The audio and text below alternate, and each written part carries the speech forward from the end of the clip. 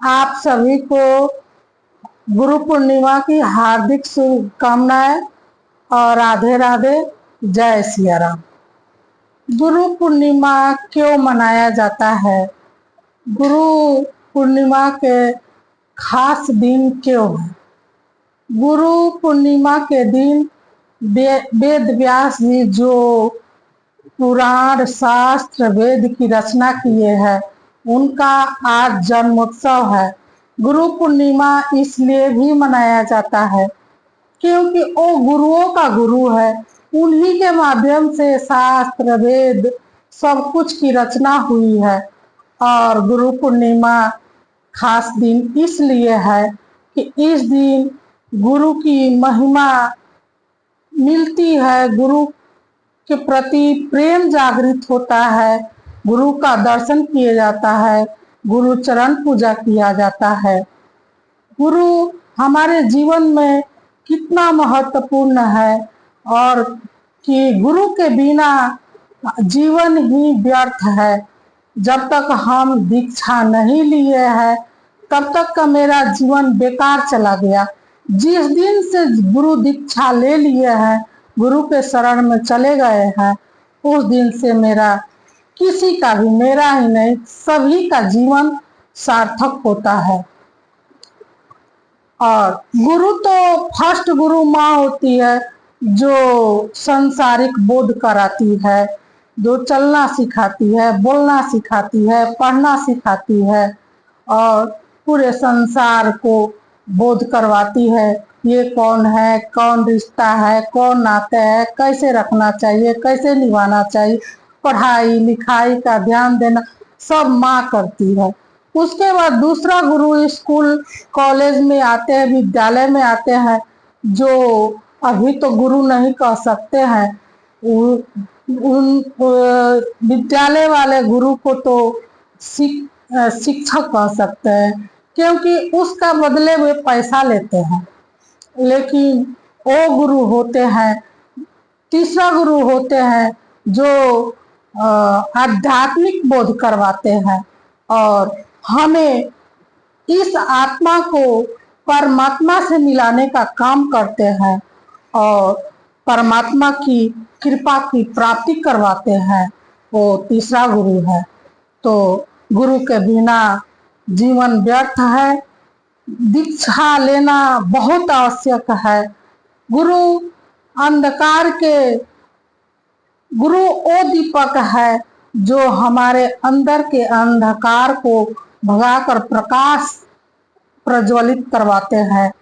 हर बुराई को गुरु के शरण में जाने के बाद हर बुराई धीरे धीरे खत्म हो जाता है और हम भगवान के नजदीक जाने का प्रयास करते हैं।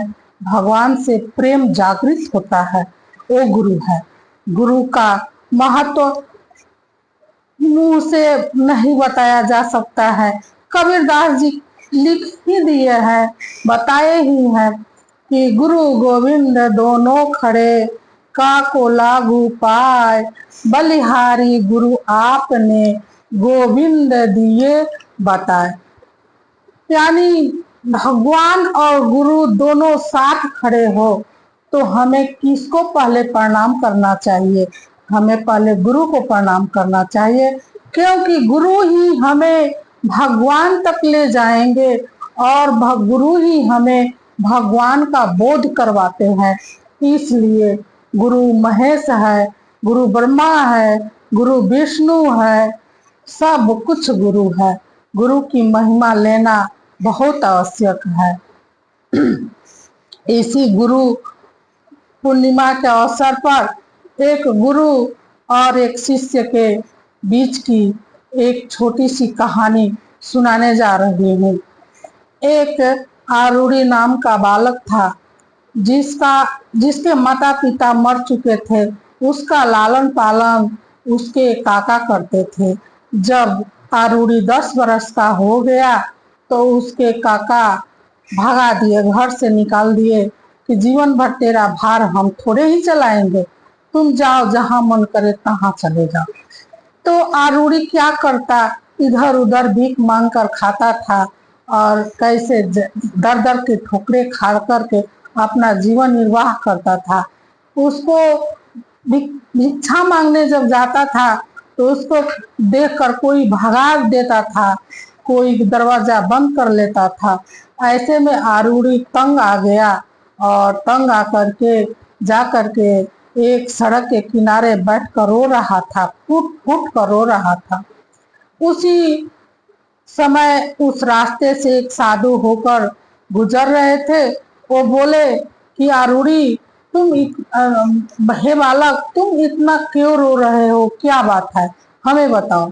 साधु तो दयालु होते हैं, महात्मा तो करुणा निधि होते हैं।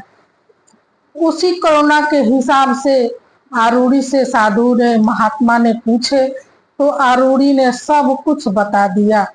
तो महात्मा ने बोले कि देखो आरूढ़ी, उस जंगल में भीतर चले जाओ और वशिष्ठ मुनि का आश्रम है, तुम वहां पर जाओ, वो जरूर तुमको शरण देंगे। लेकिन जाने में बड़ी कठिनाई होगी, हिंसक जंतु है जंगल में, घोर वर्षा हो रही थी, बादल तड़क रहे थे। किंतु आरूढ़ी ने सोचा कि जीने से अच्छा मर जाना ही ठीक है। यदि हम बच गए तो गुरु के शरण में जाएंगे, कहीं गुरु हमको अपना लिए। आरूढ़ी तो गरीब था किंतु ज्ञानी था, उसके ज्ञान को उजागर करने का उसे मार्ग नहीं मिल रहा था। लेकिन आज भगवान की कृपा से आरूढ़ी को वह मार्ग मिलने जा रहा है, मिला भी है। आरूढ़ी चलते चलते गया, कुछ दूर जाने के बाद में आश्रम दिखा। आरूढ़ी खुशी से उछल गया कि हम गुरु के आश्रम तक पहुंच गए।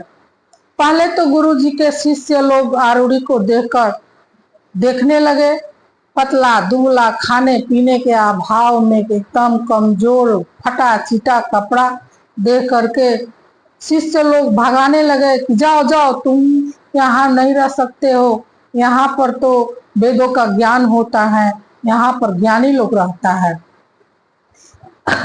लेकिन उसी में कोई जाकर गुरुजी से बताया कि एक ऐसा लड़का आया है। तो गुरुजी बोले नहीं, उसको लाओ। और गुरुजी खुद आकर के आरूढ़ी को देखे और पूछे। आरूढ़ी अपना सब हाल बता दिया।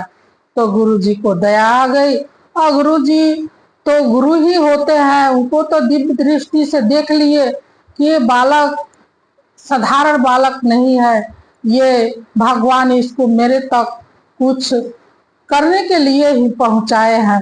गुरु अपना लिए और गुरु का आदेश पर चलने लगा आरूढ़ी। खाना बनाने का काम, गुरु का सेवा करने का काम, गुरु को खिलाने का काम, गुरु का चरण दबाने का काम। आरूढ़ी परम भक्त, परम सेवक बन गया। उसको देख करके वो गुरु जी के बहुत नजदीक बहुत जल्दी चला गया, दिल में स्थान बना लिया। तो सेवक लोग और शिष्य जो थे गुरु जी पर कंप्लेन किए कि हम लोग तो कब से आए हैं और इतना हम लोग को आप आदर नहीं, प्रेम नहीं करते हैं। आरूढ़ी अभी अभी आया है, आप कितना उसको प्रेम करते हैं। तो गुरु जी शिष्य लोग को समझा दिए और गुरु जी के पास शिक्षा दीक्षा पाने लगा। वेद का ज्ञान, शास्त्र, अर्थ, सब कुछ गुरु जी ज्ञान देने लगे। एक बार आषाढ़ी का महीना था, बहुत भारी वृष्टि हो रही थी और गुरु जी शिष्यों को बोले कि जाओ, जो पानी आश्रम में आने वाला ही था, जो मेढ़ था, उसको गुरुजी बोले कि कुछ उपाय करके उसको जाकर रोको। सभी गया, सब शिष्य गए। तो लकड़ी रखे, मिट्टी डालते थे, जल का धार से सब बह जाता था। सभी लोग हाथ थपथपा कर बोला कि गुरुजी, प्रकृति के आगे हम लोग कुछ नहीं कर पा रहे हैं, ये असंभव है। तो आरूढ़ी बोला कि गुरुजी आपकी आज्ञा होती तो हम भी एक बार कोशिश करके देखते और एक बार कोशिश करते। तो गुरुजी आदेश दे दिए। आरूढ़ी गया तो देखा कि ये तो असंभव है, मिट्टी लकड़ी या पत्थर कुछ भी रखने से पानी का बहाव कम नहीं हो रहा है। तो क्या किया आरूढ़ी, अपने शरीर को मेड़ के ऊपर रख दिया। इससे क्या हुआ कि मिट्टी आकर उसके बगल में जमते गया, पानी का धार कम हो गया, आश्रम में पानी नहीं आ पाया। और ऐसा उसको वृष्टि पानी में ठंडी से एकदम कांप रहा था। रात हो गया। गुरुजी सभी शिष्य से पूछे, कोई आरूढ़ी को देखा है? आरूढ़ी कहाँ है? सभी ने कहा, नहीं गुरुजी, हम आरूढ़ी को नहीं देखे हैं। गुरुजी बेचैन हो गए, छटपटा गए, उस खेत में गए तो देखे कि आरूढ़ी अपने शरीर को ही मेड़ बनाकर सोया है और कांप रहा है। पानी का धार तो आश्रम में नहीं आया। गुरुजी गए, खुद उठाए, बारिश भी कुछ कम हो गया था, बारिश रुक गया था। उठा करके आरूढ़ी को लाए और सभी शिष्यों को बताए, देखो तुम लोग बोलते हो कि मैं आरूढ़ी को इतना प्यार क्यों करता हूँ, तो देखो आरूढ़ी ने क्या किया। सभी शिष्य भी झुक गए। आरूढ़ी को बहुत आरूढ़ी के प्रति दया आ गया। तो गुरु की सेवा का भाव ये होना चाहिए कि अपने जीवन को न परवाह करते हुए भी गुरु के आदेश का पालन किया जाए। यदि ऐसा भक्ति भाव गुरु के प्रति आ जाए तो भगवान का कृपा पाने में और गुरु की कृपा पाने में कोई देर नहीं है। लेकिन ऐसा भाव होना चाहिए। हमारे जीवन में गुरु की बहुत आवश्यकता है और भाव की भी आवश्यकता है। गुरु दीक्षा ले लेने से गुरु सच्चा भक्त नहीं कोई बन सकता है। यदि गुरु के प्रति सच्चा भाव हो तो कुछ भी असंभव नहीं है, सब असंभव संभव बन जाता है। इन्हीं शब्दों के साथ मैं अपने वाणी को विश्राम देते हुए आप सभी को राधे राधे, जय सिया राम, जय गुरुदेव महाराज की जय, सद्गुरु भगवान की जय।